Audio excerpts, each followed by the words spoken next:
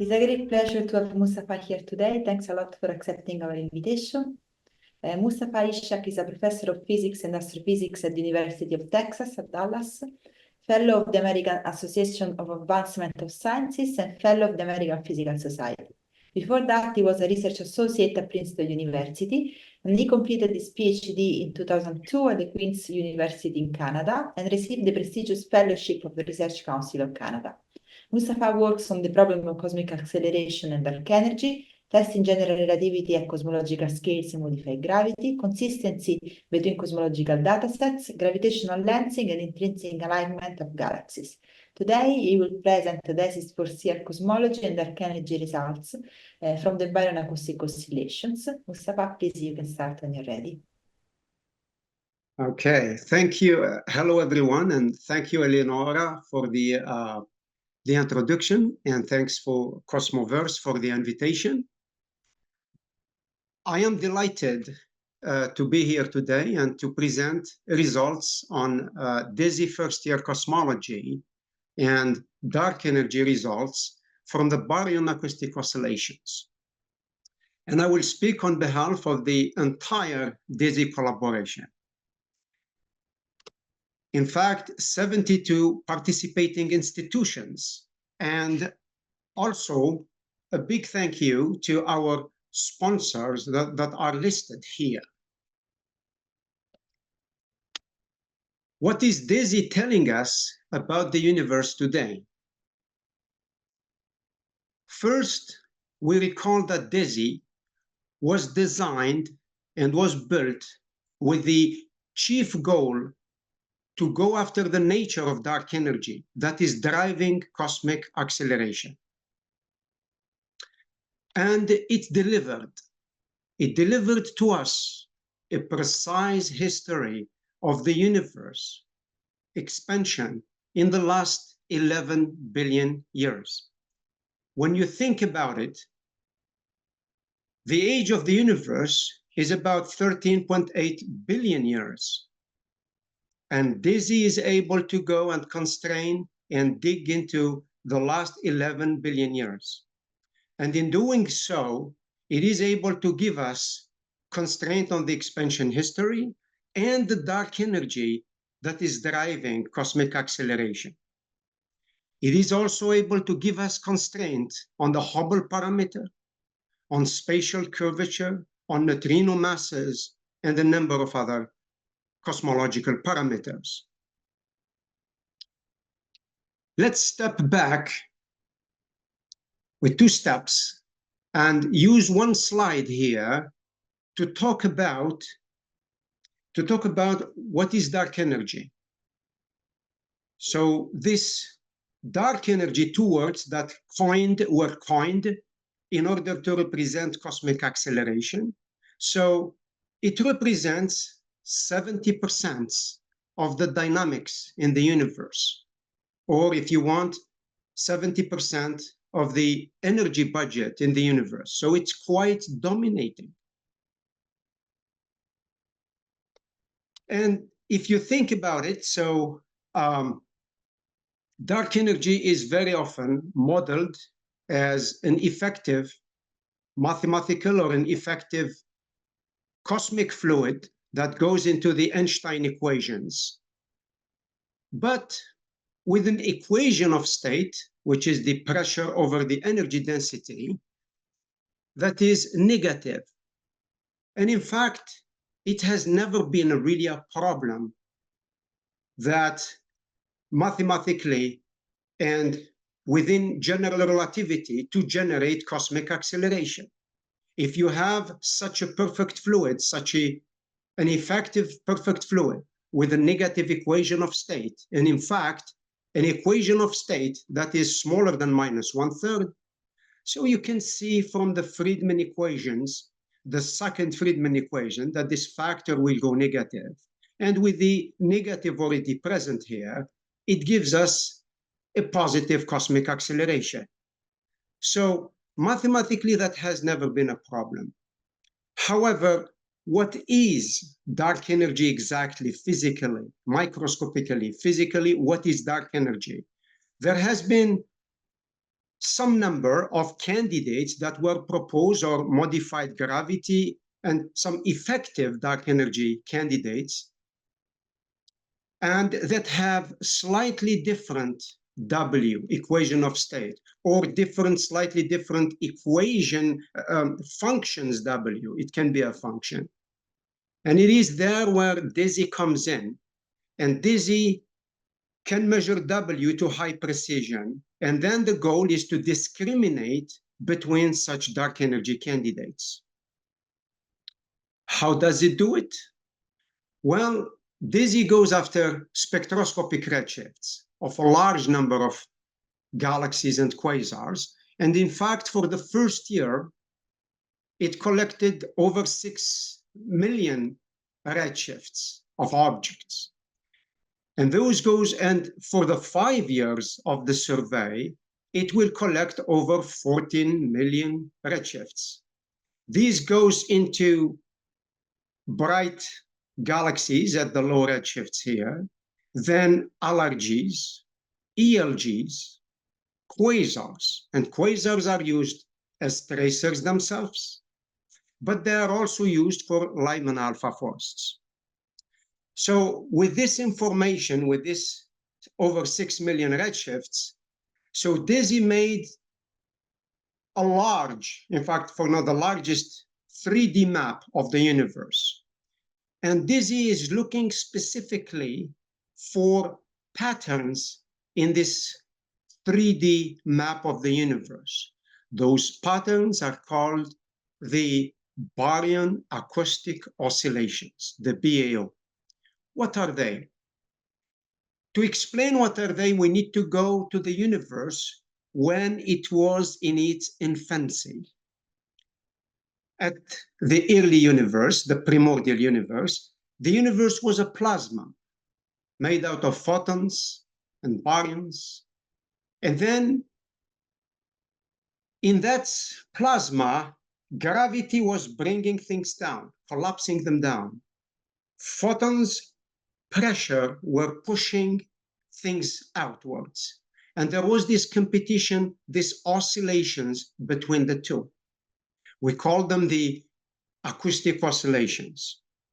But what happens with the expansion of the universe, the energy went down, and then some reactions stopped to be reversed, and then there is recombinations. And there was not enough electrons to dance with the photons. And then what happens? We have decoupling. There was decoupling. First, the photons went free, and then the baryons, they dragged their feet a little bit, and then they also went free here at Z about 1060. But what happens, so between the Big Bang and the time that there was decoupling, so there is this biggest oscillations that happen, and that biggest oscillations left an imprint into the photons, which we see in the CMB anisotropies, but it also left an imprint in the baryons. It left these spherical shells in the baryons with a radius, with a typical radius, with a radius that is the sound horizon, RD, which is roughly about 150 megaparsec. So that radius gives us what we call a standard ruler. So in the same way that standard candles are present and used in supernovae studies, in BAO, we have standard rulers that we can use to do cosmology. So let's see again how that happens. So DESI here, so here are the spherical shells that we talked about that exist in the tracers that DESI goes after. So when we look here, we see in the transverse direction, here is the standard ruler, we see that DESI can measure this angle that is sustained by this standard ruler. And in doing so, it can measure RD over DM at some given Z. So that is the co-moving, so this is the transverse co-moving distance. DESI also can look into the longitudinal line of sight, and it can measure the redshift delta Z, the change in the redshift between these 2 points here of the standard ruler. And in doing so, it's able to get us RD times HZ over C, which you can also write as RD over H, the Hubble distance, D sub H. And that's how 2 ways that DESI goes after cosmic expansion. And here we go. I will not show a lot of equations, but this is one of them. So we see that DESI gives us dm over RD, dH over RD, and in some cases, we calculate dV over RD, an isotropic average of these two. All of these distances, what they do, they probe H of Z, the expansion history of the universe, which is sensitive to H naught, omega m, omega k, omega dark energy, and this function here, that is a function of the equation of state of dark energy. It does it with a very interesting feature. It does it at different redshifts because we have different tracers in different redshift bins. So DESI is able to constrain these at different redshifts. And as we see, in doing so, it brings two advantages that we can see on this plot, on this contour plot. So we have here in the omega m, H naught RD parameter space, and this is in the lambda CDM, the flat lambda CDM standard model of cosmology.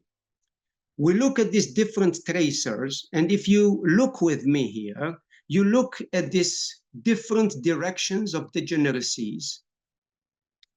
First of all, we can observe that they all overlap as it should, so it's a consistency test. Additionally, what is important is if you look at the inclination and the direction of degeneracy, they are slightly different. And this is very good because then when we combine them, there are degeneracies are broken, and then the resultant contour becomes very small. And so that's what we obtain. We obtain, for example, here an omega m to 5% precision. This is using only 1 year of BAO from DESI. It does give us a 1% measurement, nearly a 1% measurement on the product of H naught and RD. Let's do some comparisons. And when we look at, if you look with me here for the blue contours, you see that the blue contours here are comparative with the 2 decades of data collected from SDSS in orange. And in fact, DESI does about 20%, nearly 20% better than the 2 decades of SDSS. We see, though, that the results are consistent. Also, the results of DESI are consistent with the CMB in purple here. Very good. So when I talk about the CMB in the entire talk, when I talk about the CMB, I will be talking about Planck temperature and polarization. And I will be talking about the CMB lensing from Planck and ACT. So all of these, we call it just the CMB, unless I specify otherwise. And now we're ready to do some cosmology, to dig more into cosmology with these results. First, the Hubble tension. The Hubble tension and the Hubble constant, it has been only 100 years, nearly a century, that we have been debating about the Hubble tension. And as we will see, DESI has its word to say about this Hubble tension. So if we take DESI results and we add to it just the BBN constraint.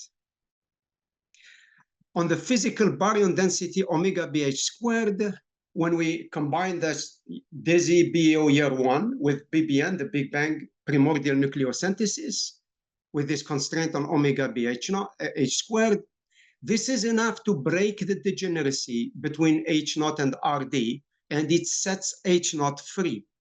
If it sets H naught free, it gives us H naught of 68.53 plus or minus 0.80. I won't be reading a lot of numbers to you. This one I will read. So it is a 1% measurement, nearly a 1% measurement of the Hubble constant. And this is in 3.4 sigma tension with the shoes. No CMB.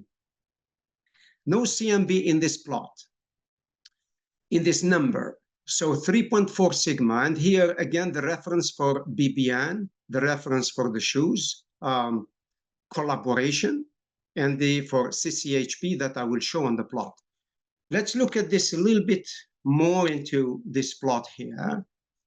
So we see that some picture is emerging here, that we have the CMB result right here at around 67.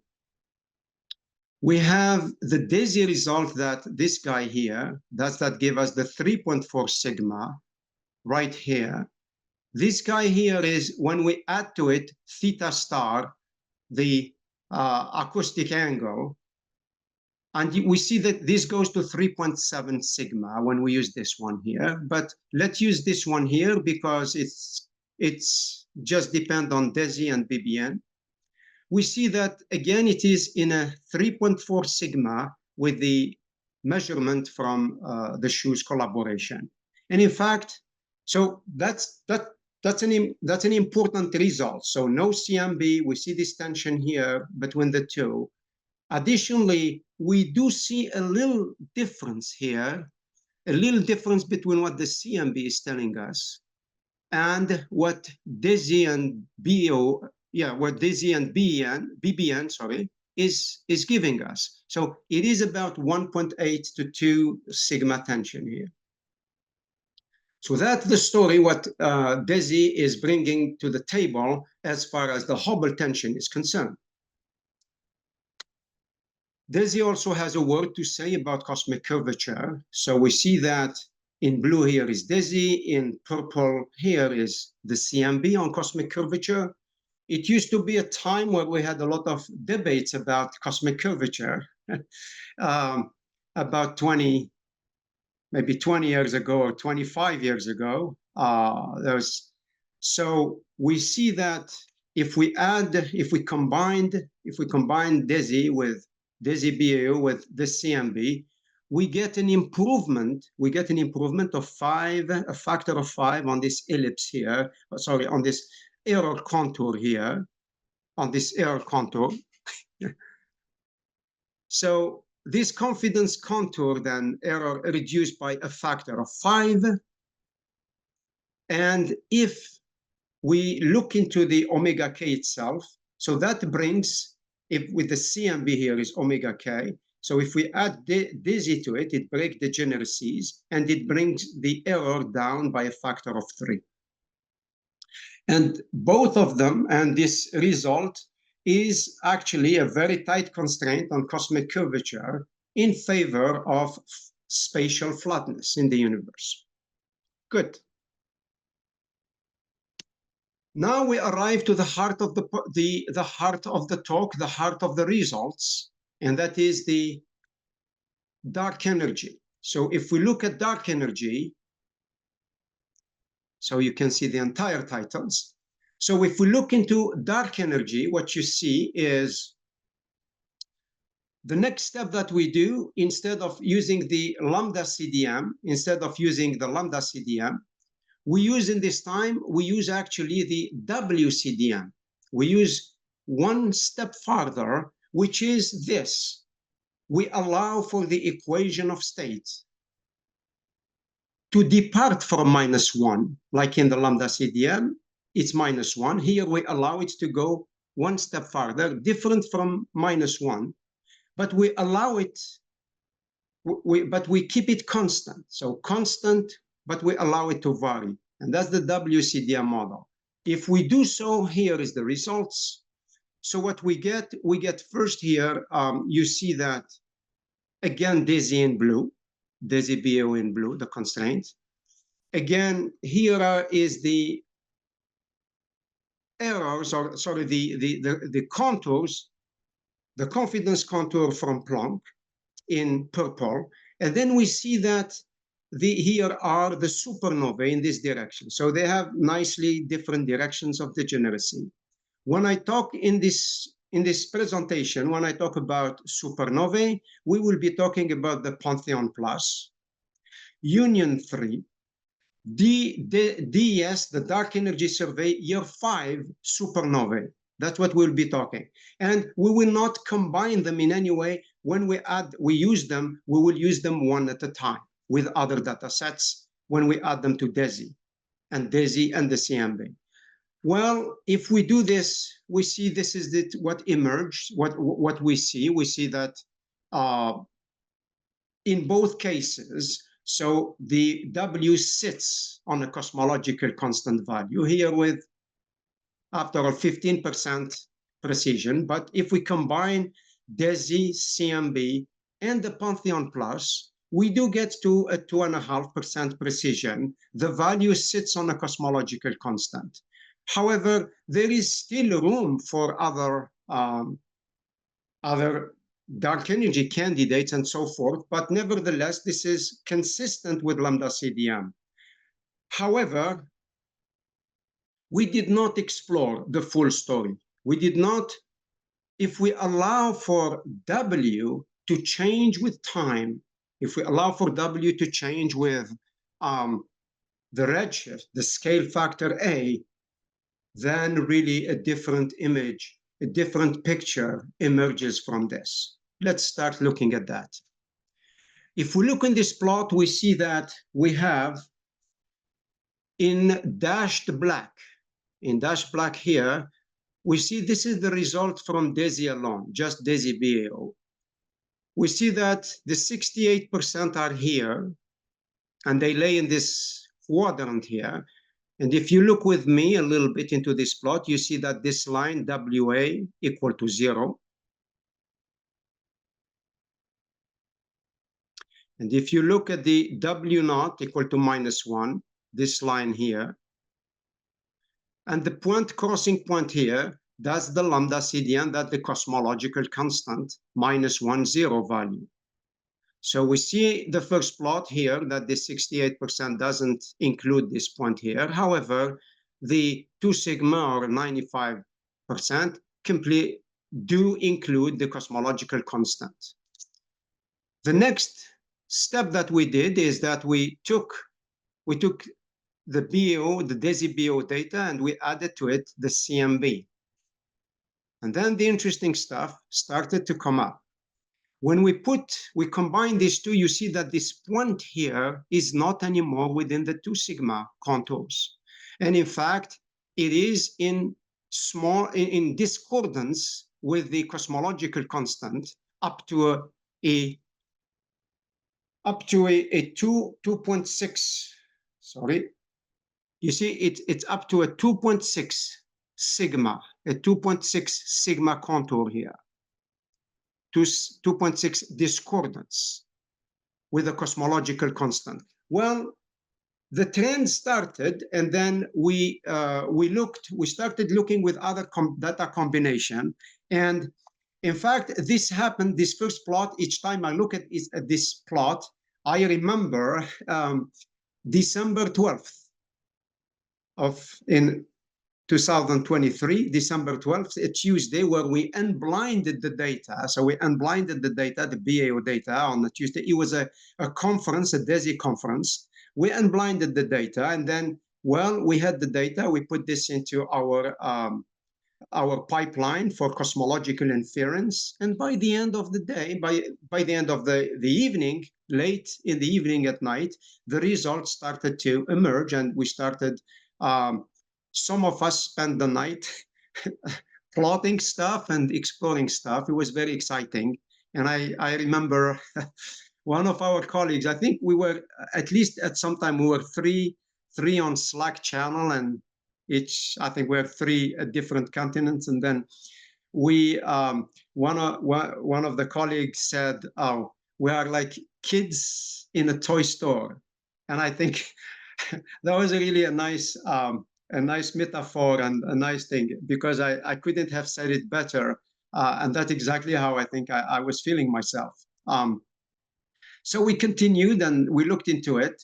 We brought in the supernova data, and we said that let's combine DESI results with the supernova data. And we started then one at a time. We started with Pantheon, then DESI plus Union, then DESI plus DES year 5, supernovae. So when you look at it again, the trend continues, this trend here. So you see that if we combine Union and DESI and Union 3 in orange here, we see that they do not include the cosmological constant point. If we do the same thing with DESI plus supernovae from DES year 5, in blue here, they don't include the cosmological constant. Only the DESI plus Pantheon with the Pantheon combination, it's shyly consistent with the cosmological constant here. So we do observe a trend. And then the excitement continues. So we said, let's see if we combine the three data set, the three different data set together, what we obtain. And here we go. I do recall, before we push the button on our Jupyter notebooks, we take a deep breath, because we look at what it's like, the universe talking to us. So before to push that button and see for the very first time what plot's going to come out of it, it's quite an interesting feeling. And the universe did not disappoint when we pushed the button. When we pushed the button, we saw that this preferred quadrant of dark energy, in fact, at the APS meeting, that's how I coined it, the preferred quadrant of dark energy, the fourth quadrant. So with W naught greater than -1 and WA negative, smaller than 0, we see that this quadrant, in the case of any of the three combinations, DESI BAO CMB Pantheon plus, DESI BAO CMB Union 3, DESI BAO CMB DS year 5 supernovae. So when you look at these, this departure from this point here of lambda CDM has increased. By how much? That's the next thing to do, is to evaluate the significance of this tension with lambda CDM. In the first case combination, it's about 2.5 sigma. In the second combination, it goes to a 3.5 sigma. And for the third combination, it goes to 3.9 sigma tension with lambda CDM. So it gets into what we call the interesting hint range. The next logical thing to say, well, now we have the lambda CDM, we have this W naught WA CDM model. Let's look at it from a point of view of model selection, Bayesian model selection analysis. And we did that. We did that, and we found that in the case of the first combination, we see that the preference on a Jeffrey scale is weak. There is a preference, but there is a preference for W naught WA CDM model, but it's a weak preference on a Jeffrey scale. Fine. Then we looked at the second combination, DESI plus CMB plus Union 3, and then it got into the interesting range of moderate preference for W naught WA CDM model over the lambda CDM. And finally, for the third combination, DESI CMB DS year 5, it gets into, again, the interesting range of moderate preference. So again, consistent with this picture here of the this significance here? Well, are we seeing first hints for a time varying equation of state of dark energy in some tension with the lambda of the cosmological constant? Of lambda, the cosmological constant of the lambda CDM model.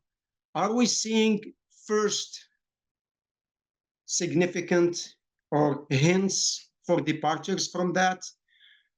We have to be cautious, and that's what we said all the time. We have to be prudent with this result. However, if the significance of this persists and increases, this is a huge for the question of cosmic acceleration.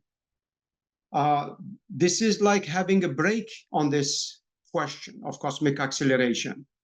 And here I will make an additional comment, is that these numbers are important. These numbers are significant.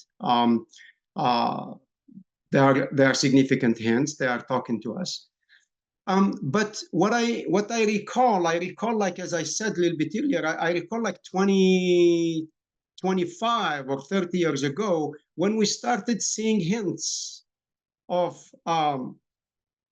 spatial curvature being close to zero, spatial flatness in the universe. So there was a trend. I tell always to my students in the last 20 years, when I talk to my students, I tell them that trends are important in cosmology, in science. And here we are seeing a trend, and this may be, we're seeing a trend. So you have 3 data sets, okay? You have 3 data sets. We have DESI BAO, we have the CMB, we have the supernovae. And then if you combined any 2, okay? If you combine any 2 and you just put the other one on the table for now, the trend is there.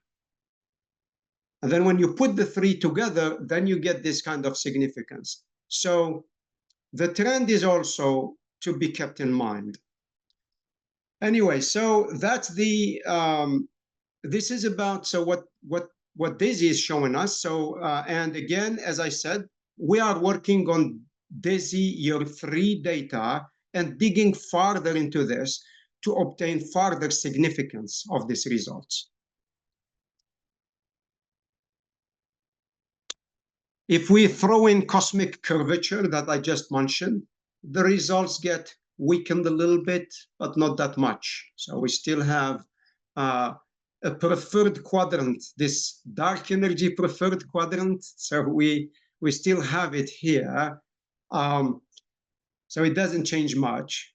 And so the last thing that DESI allowed us to actually constrain, to improve the constraint, is the constraint on the neutrino masses, the sum of the neutrino masses. And if we consider in the lambda CDM model, and we see that DESI, you can see it right away on the plot, that if you combine, if we have, this is in blue here, is the CMB no lensing. Here in orange, we have the CMB, including lensing of the CMB. And then in green here, we have the CMB plus DESI BAO. We see that we obtain an improvement of a factor of 3 on the constraints. And that is here, in numbers. So we obtain that the sum of the neutrino masses is smaller than 0.072 eV. So this is about a factor of 3 better than when we use the CMB alone. However, we have to say that this result is model dependent. So if we include W0, WACDM, if we redo the constraints, they get diluted. But they get diluted everywhere. But again, DESI always brings an improvement by breaking degeneracies. This result on the neutrinos is also prior dependent. So if we now change the prior and we use neutrino oscillations, and in the normal hierarchy, we find that if we use this prior, we get 0.113. And then if we use in the inverted hierarchy, this prior, we got the 0.145. And also something worth mentioning to you is that DESI does not with CMB combined. So for now, we see only a 2 sigma difference between the two. So there is no significant preference for from to the normal hierarchy compared with the inverted hierarchy. Very well, very well, very well. So this brings us to the summary of our talk. All right, let's look at our summary.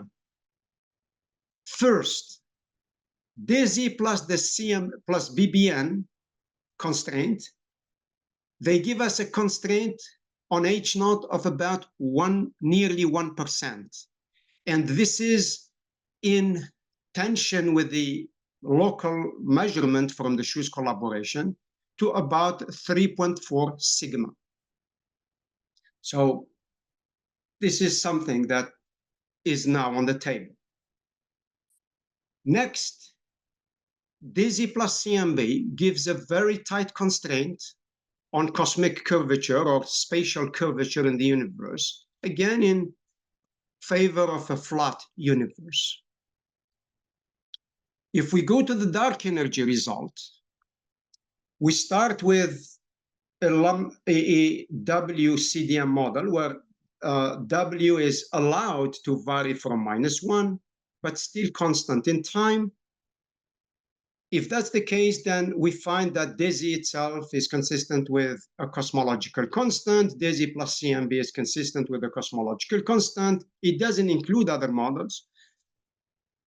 However, a new picture emerges, a new trend, I will call it, a trend that emerges, that when we allow W to vary and using the CPL parameterization, I did not mention that, using the CPL parameterization, so we see that DESI in combination with other data show this trend of preference for this quadrant, where W naught actually is bigger than -1. And WA is negative, WA is not 0. If we combine 3 data sets, DESI plus CMB plus one of the supernova data sets, it goes to 2.5, 3.5, and even 3.9 sigma tension with the lambda CDM, depending on which supernovae we add to the combination. So again, in this summary, are we seeing really first hints of a time-varying W? Not anymore a cosmological constant. Are we seeing that? Again, we have to be cautious and prudent with this result. But again, don't forget the trend that I said from each different 2 data sets, which is also communicative. So are we getting a break from the question of cosmic acceleration? This is to be followed very closely. And finally, for the neutrino masses, we saw that DESI breaks degeneracies within the CMB. And in doing so, it improves the limit on the neutrino mass by a factor of 3 within the lambda CDM model. So in sum, this is what DESI is telling us today about the universe. And this is here what DESI is telling us about cosmic acceleration today, about dark energy. Thank you for your attention. Thank you so much for the very nice talk. Do you have any questions? Yeah, Juan Garcia. Hello, Mustapha. Thank you very Hello. much for your beautiful talk. Thanks a lot. Thank you. Well, I'm puzzled. I would love to know whether the coasting point, that is the value of the redshift at which we go from matter domination to acceleration, has changed significantly with respect to what we expected from lambda cold dark matter. You know that this is a different way of addressing the issue whether we've had a W less than -1 phantom period in the past. So can the data from DESI at this moment, before we have the full survey, give us any indication of where the coasting point lies and whether that is any different from what we expect from lambda cold dark matter, or even W constant and different from -1. Okay, thanks. That's a good question. So let me just make sure I understand the question. So you're talking about the point where the redshift, where the universe goes from cosmic deceleration to cosmic acceleration. Is that correct? In the plot of A times H is the value of the redshift at which this has a minimum. Okay.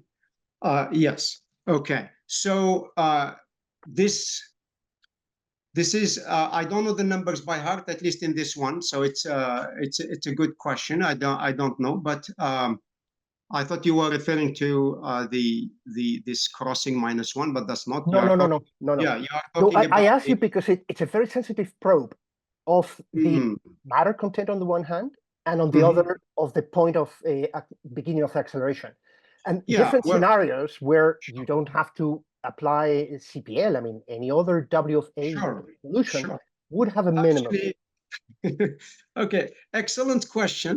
Did I calculate that point myself? No, I think you can see it, right? You can see it from the plot. We have a plot where you can see it. You can see that minimum. I don't have it in my additional slide, but if you look at the paper, Juan, you can see it. So that's we certainly have the plot of H of Z and the turning point. Yes, I don't have it on my additional slides. But it's okay, I'll look at it. Now, the other question has to do with the way the equation of state varies as a function of the I got it. Give me a second here. Sure. There you go. Okay, so here is the paper here, the paper, and we see that minimum point here. That's minimum point.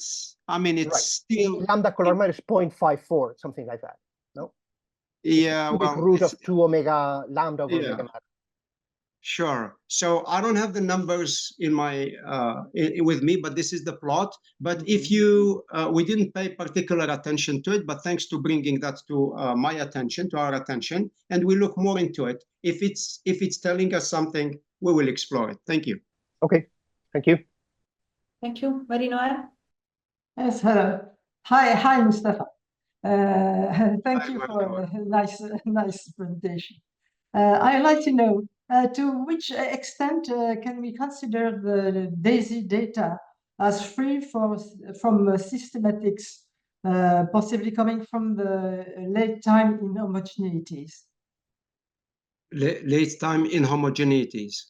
Yes, there's some systematics. I can say otherwise. I mean, at which stage in the data reconstruction or in your cosmological data evaluation does the assumption of homogeneity step in? The assumption of homogeneity is always there because we assume a Friedman-Robertson-Walker model, and we assume, for example, the H of Z function. I know exactly what your question. So you see here, HZ is just a function of time of Z all the way, and there is no dependence on the distance or the coordinate. So it's assumed all the way. We do have the results for RSD, the redshift space distortions, that are coming in a few months from now. And those ones, they do assume inhomogeneities. They do assume perturbations, but not at the level of H of Z, at the level of the growth of structure, at the level of growth of structure. So the answer to you for now today is we assumed a homogeneous and isotropic universe. We did some study of systematic effects, a lot of systematic effects, but not the assumption of isotropy and homogeneity. Yes, but in the following data and following results, you will assume some inhomogeneity. That is correct. Yes, RSD by itself brings in inhomogeneities. Yes, fine. Thank you. Sure, of course. It has been a long time since the inhomogeneous cosmological models. Yes, it's coming back. It's coming back. Don't worry. Nice. In a few months, a few weeks. Thank you. Ewi? Hey, Mustapha.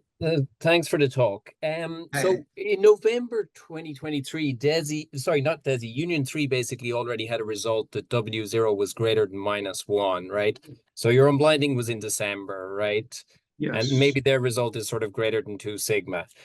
Now, so Union 3 shows that W0 is greater than -1. DES also independently do this. They're largely independent supernovae samples. And maybe there's a hint of that result in DESI as well, DESI data on its own.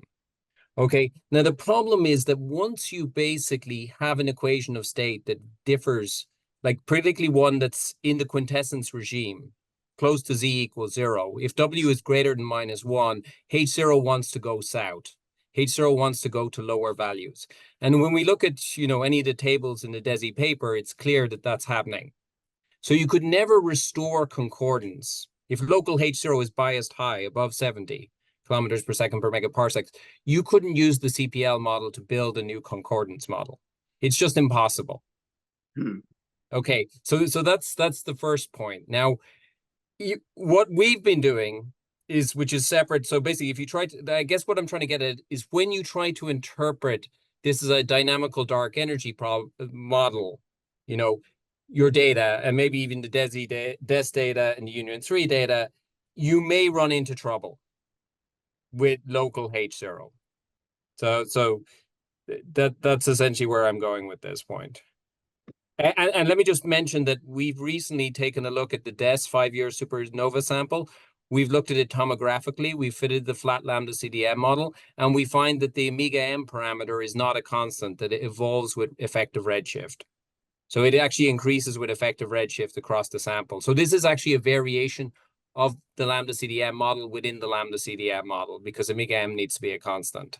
Now, the question is, if that variation is actually there with redshift, can you actually interpret that as dynamical dark energy and not run into problems? That's the question I'm asking you. Okay, let me... And I've highlighted what the problem is. The problem is the local H0 determinations. We do not, you understand, we do not use the local value. So what I see what you mean. So the local value, even within the DESI-BO analysis, that's what you meant? No, I just mean that basically, if we look at your DESI tables, if you fit lambda CDM, maybe you get H0 to be 68. If you fit WCDM, it's also 68. Once we start going to W0, WA, then H0 is going to 65. The errors are increasing, right? But H0 is going in the wrong direction. And you've got to bear in mind now that Wendy Friedman's determinations of H0 using TRGB, they're at the lower end of what we get in local H0 determinations. Okay, here we go. Here we have the, So even to take the fourth row, right? W0, WA, CDM, take DESI plus BBN plus theta star. So that's your 65. It's lower than 68. And the reason being is because W and H0 are anti-correlated when you fit data. And you can't get around this fact. So, okay, let me summarize then to the audience and also to make sure I understand. So what you are saying is there is some degeneracy. Is that your point? There is some degeneracy between W of Z and H naught values? Is that the... Yes, okay. That's the point. It is. And that, Mustapha, just to be clear, that degeneracy is most pronounced at close to Z = 0. So it's W0 that's actually driving most of that degeneracy. I see. I don't recall if you wrote any paper about this, but I wrote a paper on this. I write papers on lots of things. I have a paper on this. Okay, send it to me. But I think, I think if we, within the standard usual assumptions, the standard framework of work, this is the result. Now, if we want to explore these degeneracies, if there are degeneracies between omega m as a function of z, or if you want, and also h of h naught, and see how it affects this result, this is a good thing to explore, and I would be happy to have a look at it. But yeah, thanks So, for but you understand the point I'm making. Dynamical dark energy is a tough sell because you're sending H0 further away from local model independent determinations. Yeah, but here how it goes, is that we did do some tests where we looked at for example, we removed, it's not just DESI, we removed the low redshift measurements from DESI, and we replaced them by the SDSS ones. Oh, that's not the point I'm making. I'm sort of saying that if your W0 goes up from -1, H0 has to go down. That's all I'm saying. Okay, we will look at it. The stronger your signal for dynamical dark energy is with a high W0, the lower H0 will be. And of course, you can inflate errors. And then that may alleviate H0 tension, but it's never going to resolve it. Mm-hmm. That's the basic point. That I know, yeah. Okay, it's very simple physics. I'm sorry, Mustapha. Sure. Thanks very much. Yeah. On my side, I think unless I see this this effect, and I think I would rather stick with the dynamical dark energy, but I respect your opinion. Thank you. Thank you. Alessio? Hello, thanks for a nice talk. So I have a couple of questions. One is, so the redshift being around 0.7 is in disagreement with previous BAO measurements. In the paper, you quote around 3 sigma level with SDSS.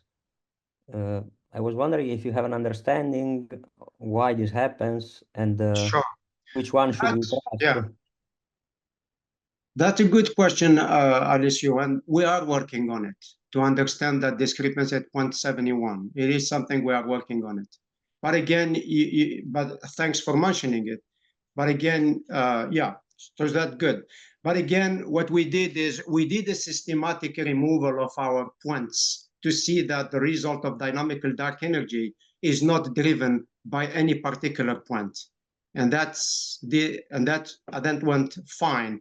There is no point really that is mainly driving cosmic dynamical dark energy results. However, the points that you mentioned about the Z.71, we are looking into it. It's a good point. Okay, then I have another quick question. So I was wondering which one you consider to be your baseline data set when you combine, because for some cases like dark energy, you combine with CMB and supernovae. But in other cases like neutrino mass bounds, then you don't use supernovae, which changes the result quite a lot. Sure, yeah. Also, for the tension that you're showing DESI plus BBN, and then you get 3.4. But if you add supernova, you get more tension. So I was wondering which one do you consider as the baseline? Okay. When you said 3.4, you refer to H naught, right? Yeah, now I refer to H naught, but also the neutrino mass. If also to the neutrino mass, yeah. Okay, I believe, okay, but don't quote me on this one. I believe that I vaguely recall that we did look into the neutrino masses, I believe, even if we add the supernovae. I don't have the number by heart, or if they are in the paper, or if they will be in the final version of the paper. But it's a good point. To my, I am not sure how much change they will make for the case of the neutrinos. And for H naught, you mean for H naught within the lambda CDM? If, for instance. Yes, because that's where the 3.4 sigma tension is coming. You are asking why we shouldn't add the supernova to it. I think it needs to be done. Let me look at the table whether this has been done or not. So if we talk in the lambda CDM, yes, we meant, okay, yeah, I see your point now. So what the question from, the second question from Alessio is that why here in the case of, in the lambda CDM, when we get this constraint on H naught, like here, why But in fact, Alessio, for the H0 result here, we don't even use the CMB. And what you are saying is, why then we shouldn't use the supernovae? Because anyway, we're trying to contrast this versus the CMB, for example. I think the point was really, good question. The point was really to see what DESI with a minimal addition is telling us about H0. That was the point. But I concur with you. So that's combination should be explored. Yeah. The other model you do combine with everything. Correct. For W0, WA. Yeah. To get more constraining power, but we do it here like DESI plus CMB. In this case, it's hard to. We still do it here, like for example, for W not WA, we still do it with just these two, and then we add the CMB and this one. I think we adapted our combination of data sets to the constraining power we have. But these are all good questions that I don't disagree with, is to explore what, if we add, for example, supernova at this level, what do we get, and so forth. And for the neutrinos, this is a different table for the neutrinos. I invite you, there it is, it is done. Here we go. Yeah, we actually have a paper for the neutrinos, and the constraint gets relaxed considerably. So from the first line, yeah. So we have 0.07, you get much weaker constraint if you add the supernova. You mean within the W not WA? No, I mean within lambda CDM. Okay, yes. All right, so we don't have it here. You are correct. So it would be nice to explore that one. Good stuff. Thank you so much. My pleasure. Bye, have a nice day.